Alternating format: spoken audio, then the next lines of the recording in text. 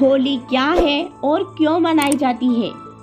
इस वीडियो में हम जानेंगे इसके पीछे की कथाएं और मान्यताओं के बारे में। उससे पहले आप वीडियो को लाइक करें, चैनल को सब्सक्राइब जरूर करें व बेल आइकन को प्रेस जरूर करें। होली कब और क्यों मनाई जाती है, होली का इतिहास और महत्व चलिए जानते हैं इस वीडियो में। हम सब जैसे ही होली पर्व का नाम सुनते हैं, हमारे चेहरे पर हर्ष उल्लास का भाव उत्पन्न हो जाता है। लोगों की ना जाने कितनी यादें जुड़ी होती हैं होली से। भारत को अगर त्योहारों का देश कहे तो शायद ये गलत नहीं होगा। भारत में विभिन्न जाति, धर्म, संप्रदाय के लोग एक साथ अपना जीवन गुजर बसर करते हैं और पर्व त्योहारों को काफी भाईचारा और हर्ष उल्लास के साथ मनाते हैं। भारत में विभिन्न प्रकार के पर्व काफी हर्षोल्लास के साथ मनाए जाते हैं।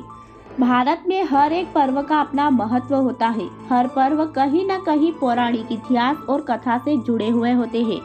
होली इन सभी पर्वों में से एक बहुत ही पवित्र त्योहार है।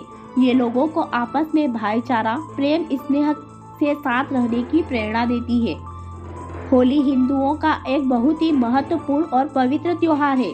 होली रंगों का त्योहार है। हम लोग तो होली का त्योहार हर साल काफी धूमधाम से मनाते हैं, पर क्या आपको होली के बारे में जानकारी है कि होली क्यों मनाई जाती है, होली का इतिहास क्या है? तो चलिए जानते हैं इस वीडियो में ये सारी जानकारी। होली त्योहार क्या है?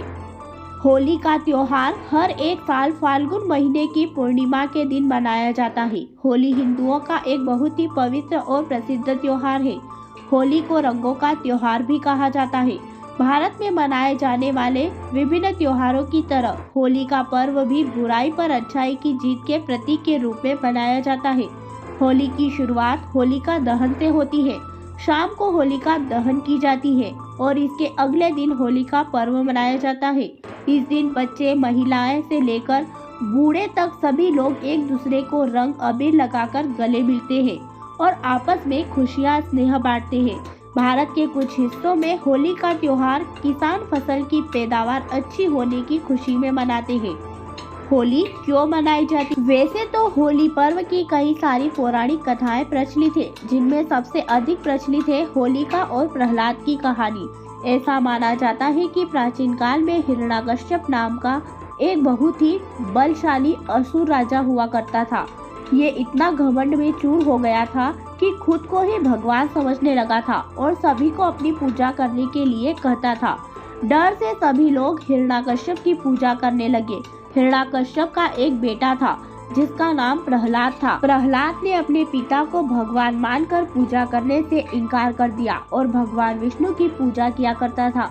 भगवान के प्रति प्रहलाद की भक्ति हिरण्याकश्यप को अच्छी नहीं लगती थी। इस कारण हिरण्याकश्यप ने अपने ही बेटे प्रहलाद को कई तरह के कठोर दंड दिए। फिर भी प्रहलाद ने भगवान विष्णु की पूजा अर्चना करना नहीं छोड़ा। इससे क्रोधित होकर हिरण्याकश्यप ने प्रहलाद को मृत्यु दंड देना चाहा। हिरण्याकश्यप की एक बहन थी जिसका नाम होलिका था। होलिका को भगवान शिव के द्वारा वरदान था और होलिका को एक विशेष प्रकार के वस्त्र दिए गए थे। जब तक होलिका के शरीर पर ये वस्त्र रहेगा, होलिका आग में भस्म नहीं हो सकती। हिरण्याकश्यप ने आदेश दिया कि प्रहलाद को गोद में लेकर होलिका आग में बैठेगी। होलिका अपने भतीजे प्रहलाद को गोद में लेकर आग में बैठी। तब प्रहलाद भगवान विष्णु का जाप कर रहा था। अब भगवान विष्णु को अपने भक्त की रक्षा करनी थी, यह उनका कर्तव्य था। तब भगवान विष्णु ने ऐसा चमत्कार किया और तत्पश्चात तूफान आया। इस कारण होलिका के शरीर से लिपटा हुआ वस्त्र उड़ गया और होलिका आग में जलकर भस्म हो गई और प्रहलाद का बाल भी बांका नहीं हुआ। शक्ति पर भक्ति की जीत की खुशी में यह पर्व मनाया जाने लगा। साथ में रंगों का पर्व यह संदेश देता है कि काम, क्रोध, मद, मोह, लोभ रूपी दोष को त्याग कर ईश्वर भक्ति में मन लगाना चाहिए। राधा कृष्ण के पवित्र प्रेम से है संबंध। होली का त्योहार राधा कृष्ण के पवित्र प्रेम से भी जुड़ा हुआ है। पौराणिक समय में श्री कृष्ण और राधा की बरसाने की होली के साथ ही होली के उत्सव की शुरुआत हुई। आज भी बरसाने और नंदगांव की लठमार होली विश्व विख्यात है। कामदेव की तपस्या। शिव पुराण के अनुसार हिमालय की पुत्री पार्वती शिव से विवाह हेतु कठोर तप कर रही थी और शिव भी तपस्या में लीन थे। इंद्र का भी शिव पार्वती विवाह में स्वार्थ छिपा था कि ताड़कासुर का वध शिव पार्वती के पुत्र द्वारा होना था। इसी वजह से इंद्र आदि देवताओं ने कामदेव को शिव जी की तपस्या भंग करने भेजा। भगवान शिव की समाधि को भंग करने के लिए कामदेव ने शिव पर अपने पुष्प बाण से प्रहार किया। उस वार से शिव के मन में प्रेम और काम का संचार होने के कारण उनकी समाधि भंग हो गई। इससे क्रुद्ध होकर शिवजी ने अपना तीसरा नेत्र खोल कामदेव को भस्म कर दिया। शिवजी की तपस्या भंग होने के बाद देवताओं ने शिवजी को पार्वती से विवाह के लिए राजी कर लिया। कामदेव की पत्नी रति को अपने पति के पुनर्जीवन का वरदान और शिवजी का पार्वती से विवाह का प्रस्ताव स्वीकार करने की खुशी में देवताओं ने इस दिन को उत्सव की तरह मनाया।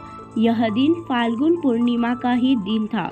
इस प्रसंग के आधार पर काम की भावना को प्रतीकात्मक रूप से जलाकर सच्चे प्रेम की विजय का उत्सव मनाया गया। तो कैसी लगी आपको ये जानकारी? आप वीडियो को लाइक करें, सब्सक्राइब करें व बेल आइकन को प्रेस जरूर करें।